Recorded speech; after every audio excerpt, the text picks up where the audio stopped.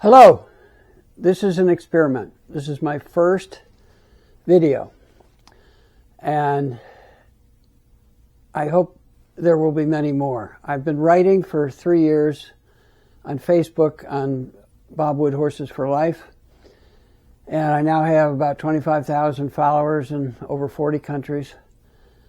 And I'm finding that if I write more than 600-700 words, people don't read it, and there are some things in horsemanship that just have to be elaborated upon.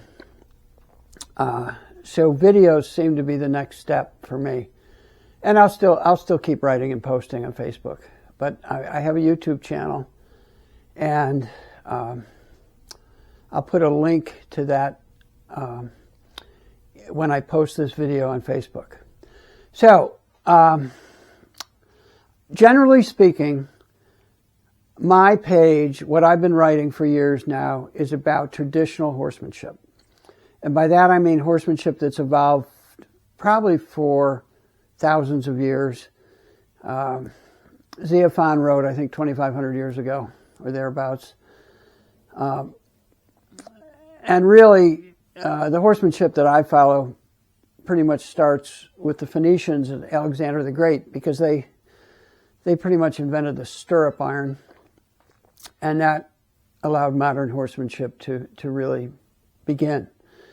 And then from that time until really Caprilli, Captain Caprilli of the Italian cavalry, around 1904, he came up with a new concept called the forward seat, which is what we all ride in English today, English riding.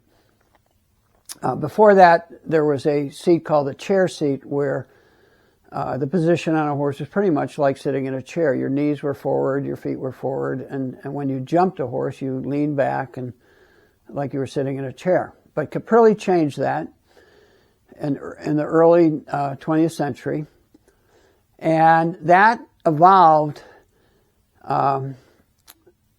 through France at Saumur and the Spanish riding school, you know, the great centers in Europe. And my interest, because I first started riding with a former U.S. cavalryman in 1953, I really get focused in 1910 when the Mounted Service School started. And that was at Fort Riley, Kansas. And at that time, the Mounted Service School was for all mounted Army units, which included, there was Mounted Medical Corps, Signal Corps, Mounted Artillery, as well as Cavalry.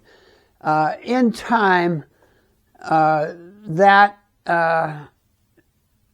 and mechanized Army units started using cars and then trucks and then specialty mechanized equipment. But the cavalry stayed with the horses the longest, until 1943, which was 10 years. That's when they dismounted the U.S. cavalry. There's a great movie about that called In Pursuit of Honor. And I started to ride 10 years after that, after they dismounted the U.S. cavalry. And there were many former cavalrymen that thought that was a big mistake, which it turns out it was kind of a mistake, because now most special forces get some training, I think at Fort Collins, Colorado, last I heard, in horsemanship and riding, which became apparent during the Afghan War. Anyway, horsemanship, as I grew up with it, and all the way till the 80s, when I had a British Horse Society pony club at my farm in Skaneateles, New York, was basically had its authentic roots back thousands of years, as I just explained. Then what happened, and this is what is going to take some videos, is to explain how all that unraveled. And it unraveled because we had a horse community after World War II, and that community was established very, people helped each other. Neighbors used to call me up the horse colicked or was cast in a stall or had a leg through a pasture gate, or, people called you up and said, I need a hand. And you got in your truck and you went there and you helped them, and they came and helped you when you needed it. There's a lot of that. Now, it's not like that anymore. Horse people don't stick together. They're all separated. They're separated. The dressage people look down on the eventers. Their dressage isn't as good as theirs, they think. Some of the disciplines have gotten so self-focused. Western pleasure comes to mind. The gaits there are just unnatural. If you read my page, you know the list of problems. But we have to understand why. Why have things gone downhill? Why are horses being so abused? And why is abuse so normalized now? And I think it's simple. It's about the money. When there was one horsemanship, everybody trained generally the same way. And then as you became more competent and were capable of specializing, say you wanted to compete in eventing, or you wanted to compete in polo or dressage or whatever, then you got specialized training. Today, people start out with specialized training. They go to a show barn, a hunter show barn, or they go to an eventing barn, or they go to a dressage barn, and they start out specialized and they don't learn the fundamentals.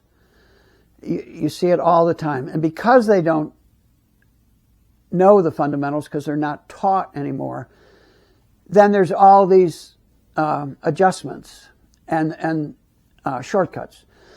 Dressage saddles with the huge calf blocks and thigh blocks and high cantles. I mean, that's just a bucket seat, and it doesn't allow people to move completely with a horse.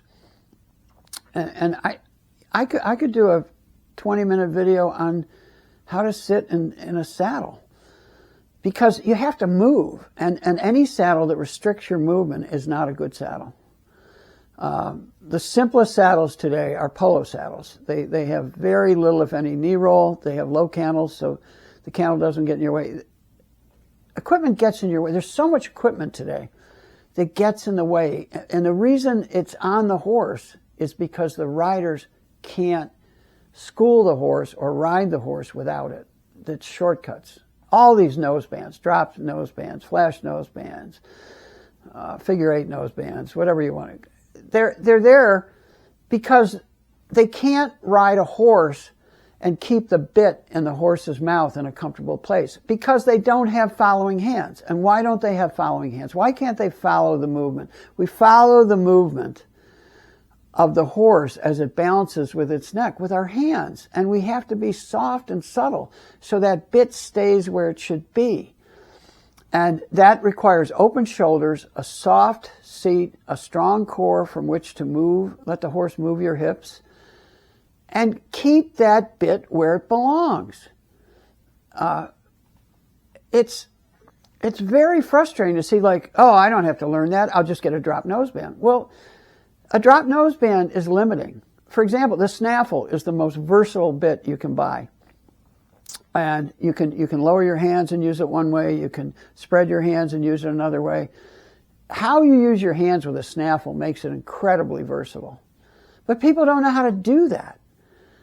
So they just crank it down with a nose band, and all the versatility of the snaffle is lost.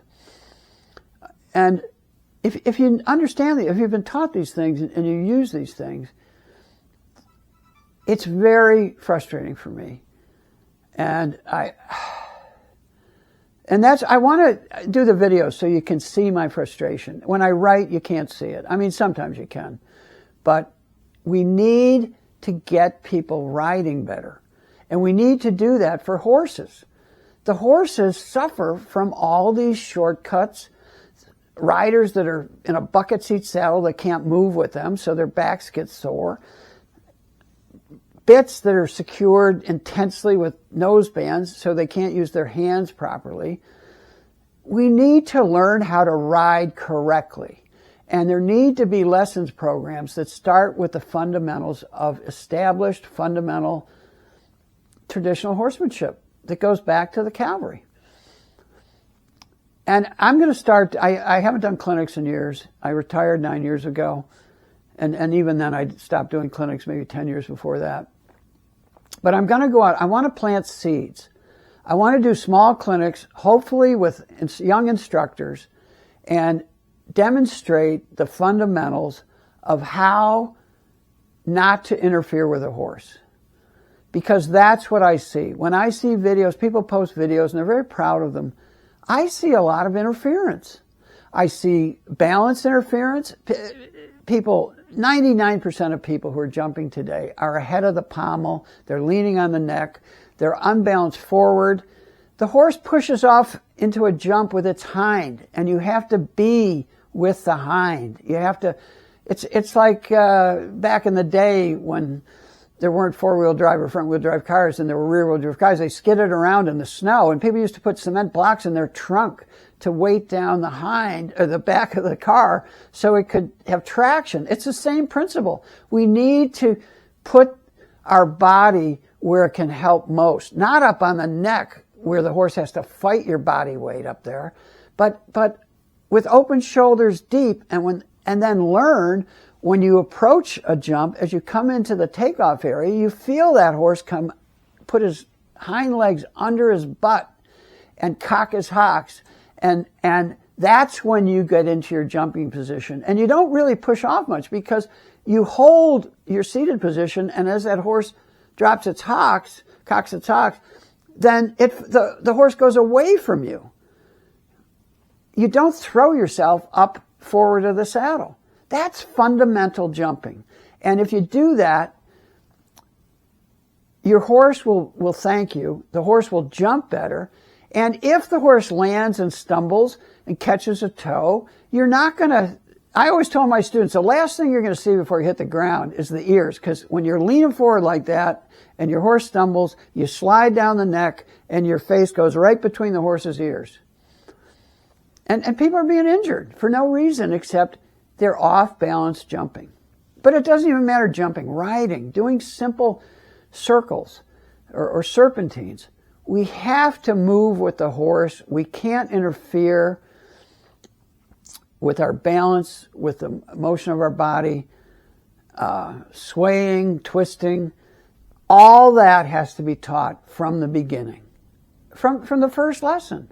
And not only what to do. My biggest frustration when I go to a farm and I watch a lesson or I give a lesson. Today the students are taught and they want, what should I do? What should I do? And what is important, but you have to understand why. Why do we do it this way? And 90% of the time we do it that way because it's better for the horse. How do we do it?